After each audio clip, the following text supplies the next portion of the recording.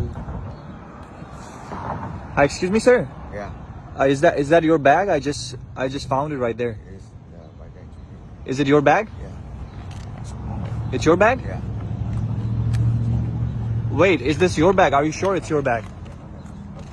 No. It's not yours.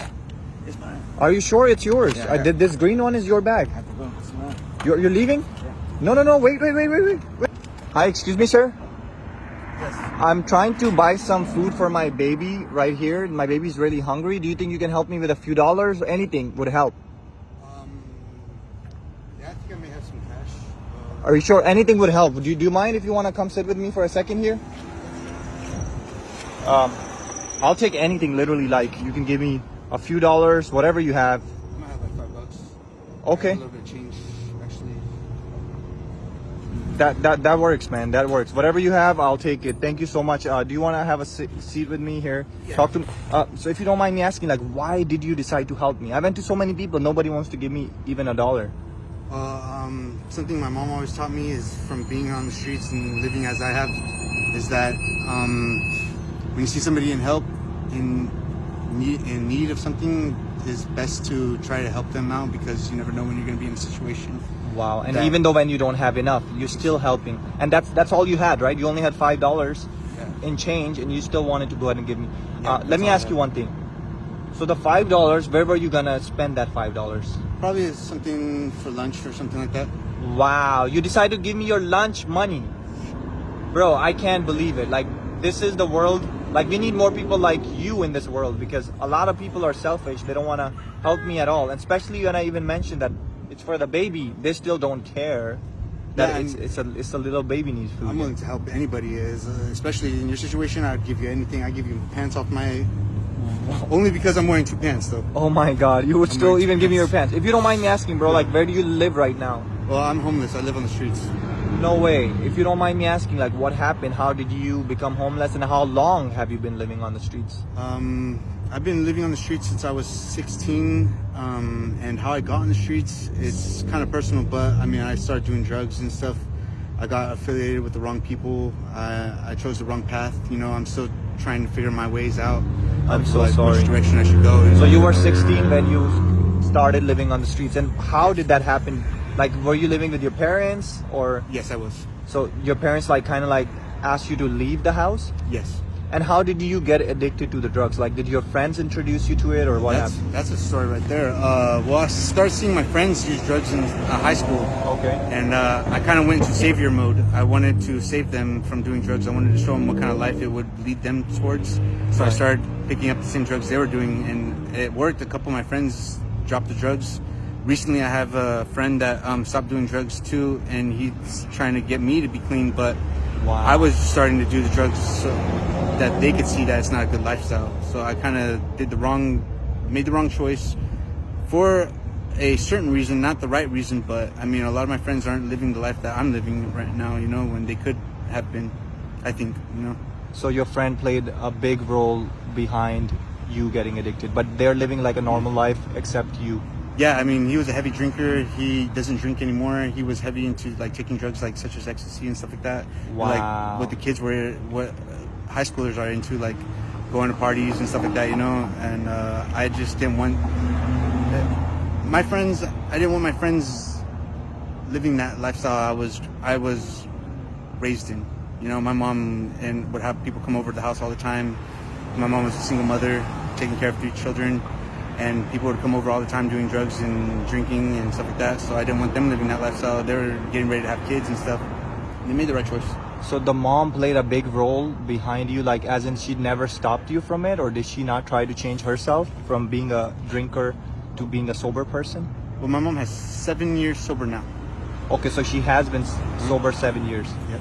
Have you tried to change and, you know, stop thinking about like, you know what, I need a normal life. I need to leave everything, go back to a normal life, and leave the drugs behind? I have actually had 3 years clean before one time. And then I had recently 8 months clean. And I had a job and everything like that, but I relapsed. And I fell back down to the same lifestyle. So I'm still trying to get on my feet, trying to figure out a plan to take action, you know? So when you were sober for you were clean for 3 years, Yeah. How did you get back into the same lifestyle? I lost my housing. So you had housing through like the shelter home that they gave you, like the government gave you Yes. and you lost it, and then you came back on the streets, and then you just had no choice kind of thing, or? I had a choice. It's just like how you said, I didn't have a choice. I had a choice. It's hard being on the street and not using drugs, you know? You're gonna run into somebody doing drugs and you're gonna want to stay up at night. It sucks, you know? Like, you'll start thinking about like you had everything and now you have nothing. And to get it back, you have to go into a program. You have to take care of yourself. You have to be strong in the mind and in the heart and the soul and spirit. You have to give yourself another chance at life. You can't. Nobody's gonna want to stay out here forever. Outside, People, normal people that are just walking, they just see you. Everybody has a different story, you know. Like you had a family, your mom that was alcoholic, you know. That was the main problem. That you saw those things and you applied them into your life, right? Yes. Everybody comes from, you know, like some people come from a broken family.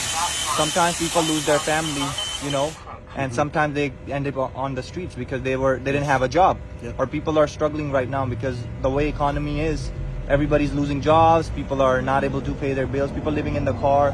There's everybody at different situations, you know. Yep. Like how you came up to me and asking me for a change to help feed your baby. Right.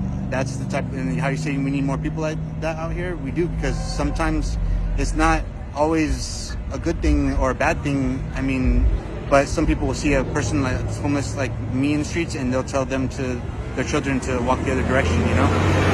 That's nothing wrong with that, you know. But I mean, if that puts it in my heart that, you know, in case I see anybody that's when I'm wealthy and I'm living back on my feet, right, there's nothing wrong with it.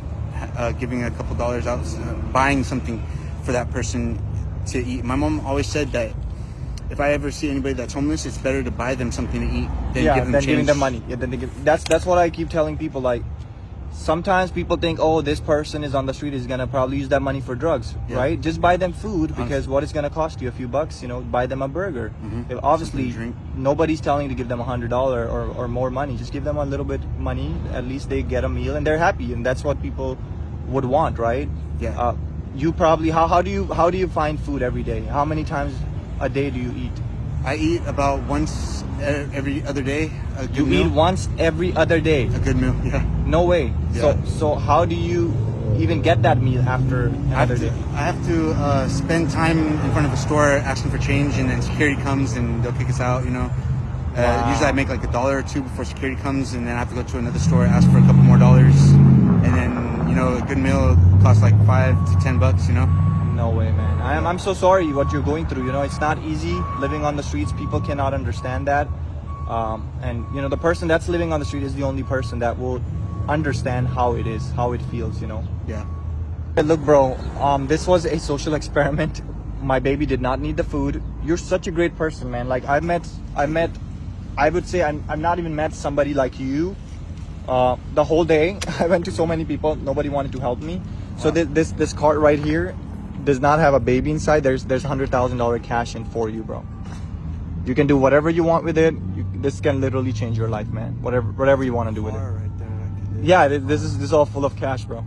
There was not a baby That's in an it. expensive baby. That's an expensive baby.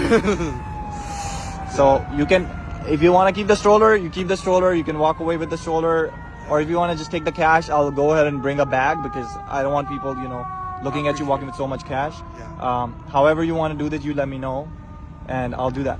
Probably gonna buy a car off somebody else's lot right here. You gonna go buy a car right now? Yeah. Oh my God, that's awesome, man. Get yourself a car, clothes, whatever you need, man. And God bless you for being such a nice person. I'll go get a bag for you, like a black bag, so you can cover this and, you know, nobody else see it, you know. Thank you. All right, brother. Take care.